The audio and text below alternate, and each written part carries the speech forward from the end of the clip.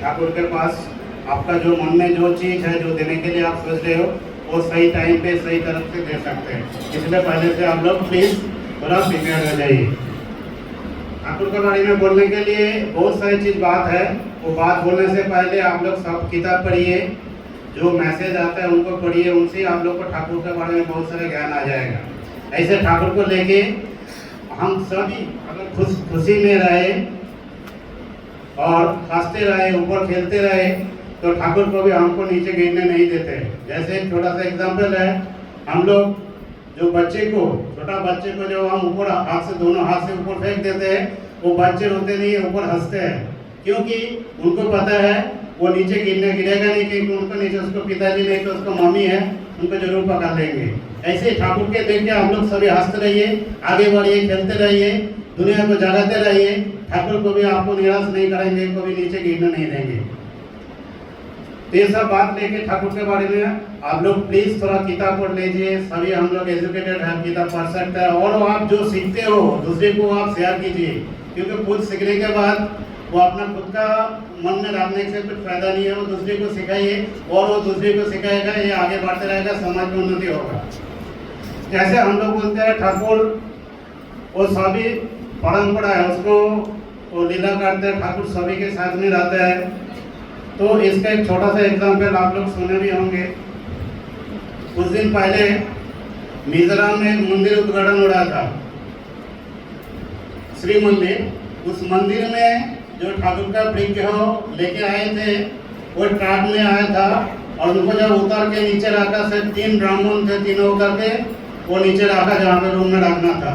वहाँ पे ठाकुर, बड़ा माँ, बरदा, अनाचार्य सभी का ही फोटो था, पत्थर का जो मूर्त बनाते हैं उनसे बना के लेके आया था। जब उनको वो ठाकुर का फोटो का जो ऊपर लेके आना था उसको प्रतिष्ठा करने के लिए, तो पहले तो जो 3 ब्राह्मण थे उन्होंने ठाकुर को उठाने के लिए शुरू किया। बहुत मुश्किल से, बहुत कष्ट से वो फर्स्ट फ्लोर तक लेके आए, और उनको तीनों बोला जब मैं ठाकुर को नीचे उतरा, इतना तो भारी नहीं था, कैसे इतना भारी हो गया, वो तीनों से नहीं होगा। उसके बाद उनमें 6 आदमी पकड़े, वो 6 आदमी पकड़ कर भी ठाकुर को ऊपर तक नहीं ले जा पाया। तो ये वहाँ पे जितने सारे ऋतिक थे उन लोगों को भी डाउट हो गया क्या प्रॉब्लम है, इतना सा तो वेट नहीं हो सकता।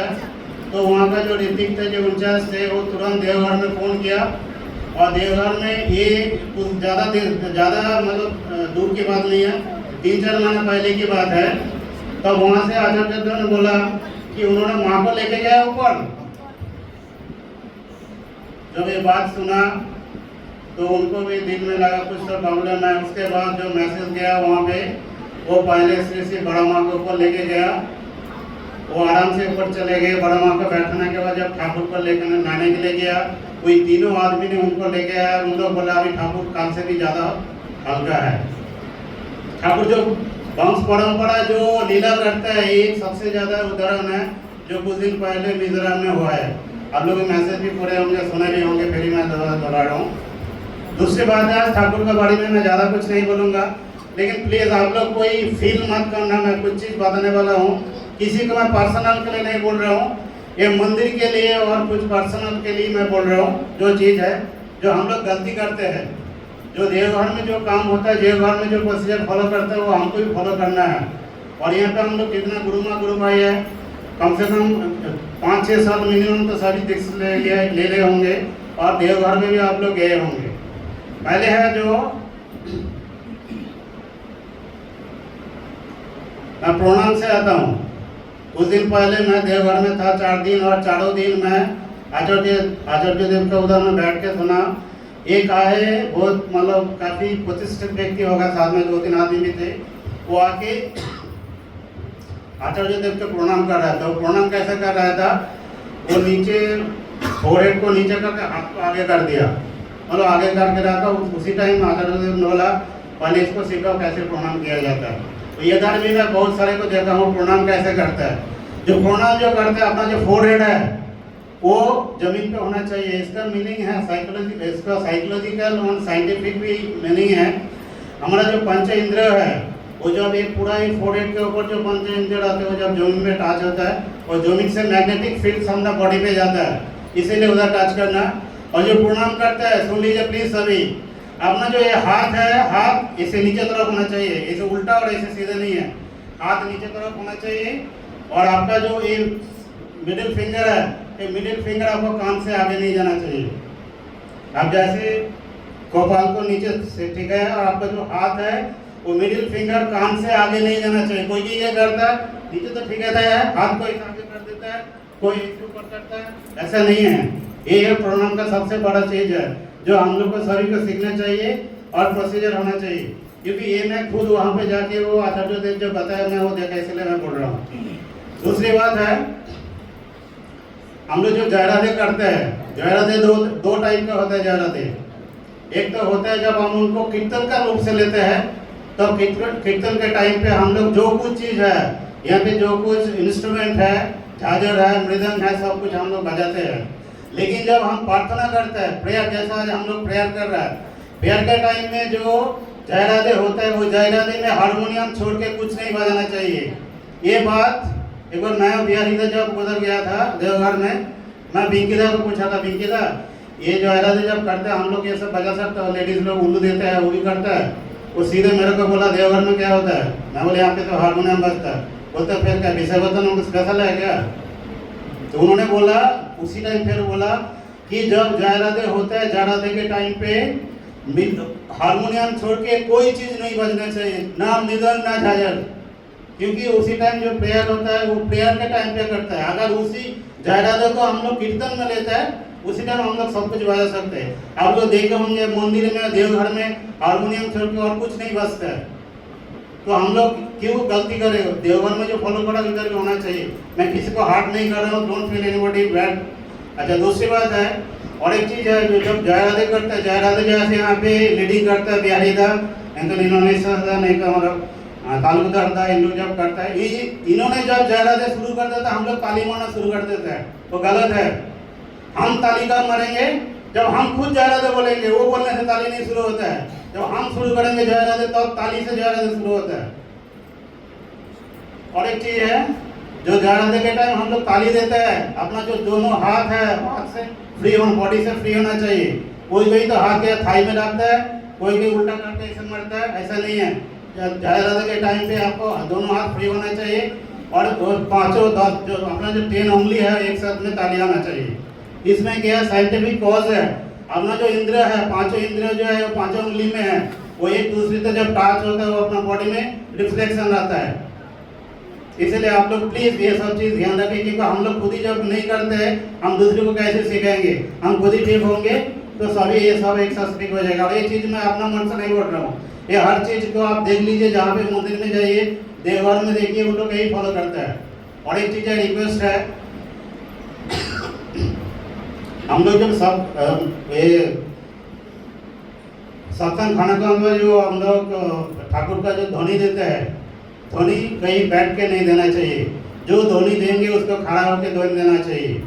इसके बारे में मैं अपना लास्ट जो अपना वात्सरिक अनुष्ठान हुआ था, वात्सरिक सत्संग हुआ था, अपना चंद्रशेखर दादा आया था। चंद्रशेखर दादा को मैं ये चीज़ पूछा, दादा ये हम लोग जो ठाकुर का ध्वनि देते हैं, खड़ा होकर देना, बैठ के देना? वो बोला बैठ के कभी नहीं देना। हम ठाकुर को जगाते हैं, ठाकुर को ध्वनि देते हैं, तो बैठ के नहीं देना है। हमारा फुल बॉडी में जो नर्वस सिस्टम है, अपना नौकुन से लेके सिर तक, इन सभी को इकट्ठा करके वो ध्वनि देना चाहिए, बैठ के नहीं देना चाहिए। कि जो बैठेगा तो अपना कमर से बॉडी का ऊपर पोर्शन एक्टिव होता है, नीचे पोर्शन न्यूट्रल रहता है। इसीलिए जो ध्वनि देते हैं, प्लीज हो सकता है कि खड़ा होकर ध्वनि देता अच्छा रहेगा। और बाकी आप लोग सभी आज आए हैं, सभी जो नहीं आया था, मैं सभी को ठाकुर के पास प्रार्थना करता हूँ कि सभी का मंगल रहे। और प्लीज आप सभी ठाकुर का भोग ग्रहण करके जाइएगा। जय गुरु। उपस्थित ऋतिक देवता है, पूज्य पांजाधारी कर्मीगण, माता है, छोटे छोटे बच्चे, भाई, सब तुम्हारे जय गुरु। आज के इस विशेष सत्संग का जो उद्देश्य है, परिमल दा, उनके परिवार के मंगल कामना के लिए ठाकुर के चरणों में प्रार्थना करता हूँ। और आप सबका भी ठाकुर के जो अवतार हैं तो बहुत कुछ है, बट मेरे जीवन में जो घटना कुछ घटे हुए हैं उसी को मैं आज यहाँ रखना चाहता हूँ। मैं ठाकुर जी की दीक्षा लिया सन 1998 में। एक ऐसे ही सत्संग जस्ट अटेंड करने के लिए गया था, तो ऋतिक मुझे ले लिया, ये दीक्षा लीजिए। मैं बहुत मना कर रहा था, जैसे जो बकरी को लेके जाते हैं ना, वो बलि चढ़ाने के लिए, वैसे ही सोच रहा था दीक्षा ले लिया, सब कुछ चला गया। तो बहुत कुछ कन्विंस करवाया मुझे। वहाँ सब कलेक्टर हमारे थे भद्रक का प्रफुल्लता करके आए थे, वो मुझे बहुत समझाए।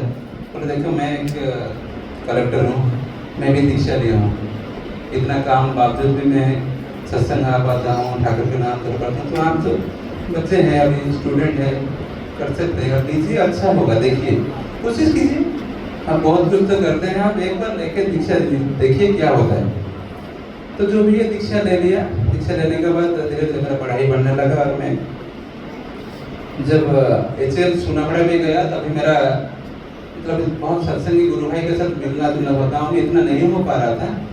या वहाँ ऐसे ही कुछ नेगेटिविटी भी हो सकता है, कुछ जैसे अच्छे आदमी के साथ रहेंगे तो आप अच्छे सीख सकते हैं, और बुरा वैसे ही हो जाता था। तो जब सोनावड़ा गया तो बहुत अच्छे गुरु भाई मिले, जो सुभाष दा, भगवान दा, जो ऋतिक लोग हैं। तो उनके साथ सोनावड़ा मंदिर का काम में थोड़ा जुड़ा रहा मैंने। तो धीरे धीरे ठाकुर को समझने लगा। और वहाँ कुछ मतलब जैसे सुभाष दा, मुझे 2007 में मेरा लाइफ में कभी मैं स्टेज नहीं चढ़ा था, गाना ये लिखना पढ़ना सब कुछ नहीं है। तो सुभाष दा मुझे ये बोले, आप आज जो शाम में सत्संग रहेगा, कैसे भी एक भजन गाना है। तब मोबाइल का इतना प्रचार नहीं था, किसी भाई से मैं एक भजन मतलब जो अच्छा लगता है मुझे, उसको जुगाड़ किया तो गाना है। तब जब ऐसे माइक्रोफोन पकड़ के मैं बैठा था, तो हाथ पैर कांपने लगा मेरा, कैसे भजन गाऊंगा, मतलब ये तो 3 मिनट को मैं कैसे कंप्लीट हो, कैसे खत्म हो जाएगा। उसे एक स्टैंडा तक मैं गया, उसके बाद मैं बोल नहीं पाया। तो दादा बोले ठीक है, अच्छा गाया करके ऐसे लोग।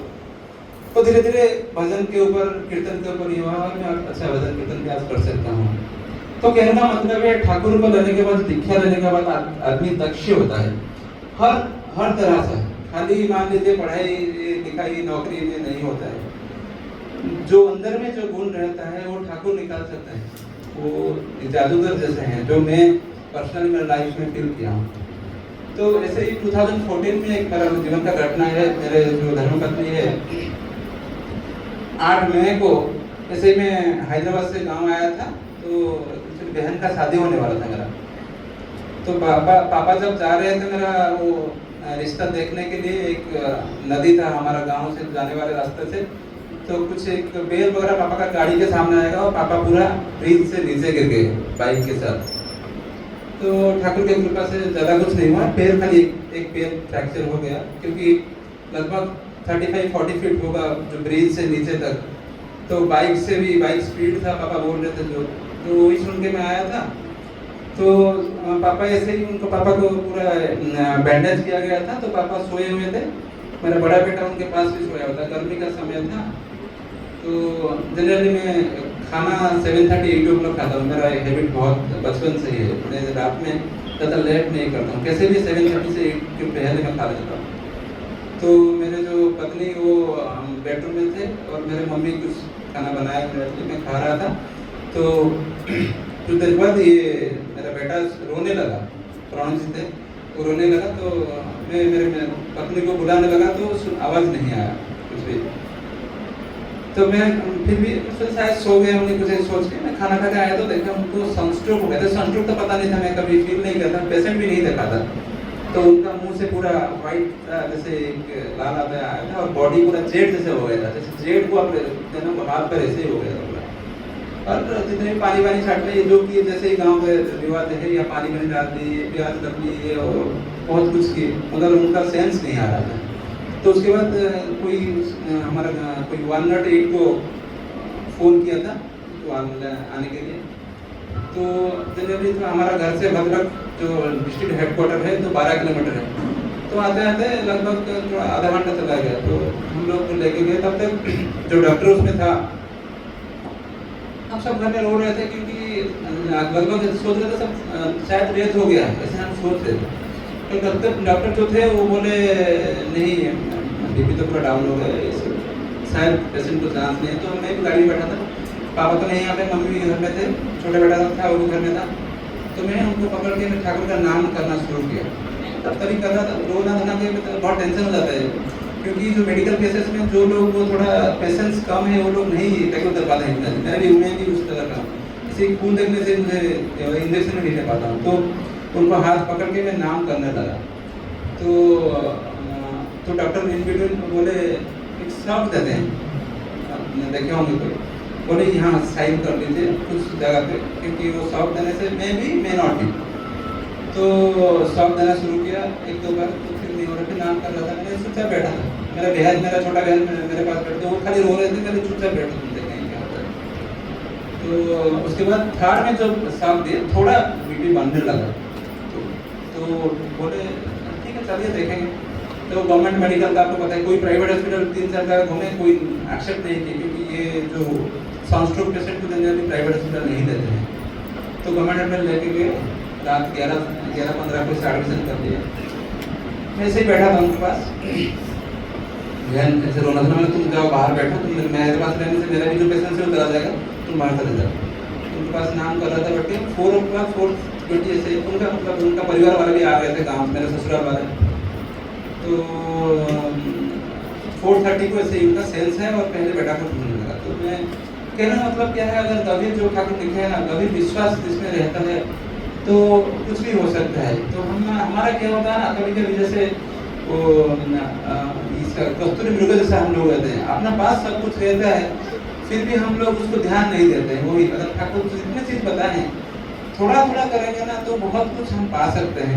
मेरा पर्सनली एक्सपीरियंस ये है, मैं बहुत कुछ चीज़ें पाया हूँ ठाकुर को पकड़ने के बाद। तो इतना ही कहेंगे, आज के जो सत्संग की उत्तर था सबका मंगल कामना करते हुए रखता हूँ। जय हिंद।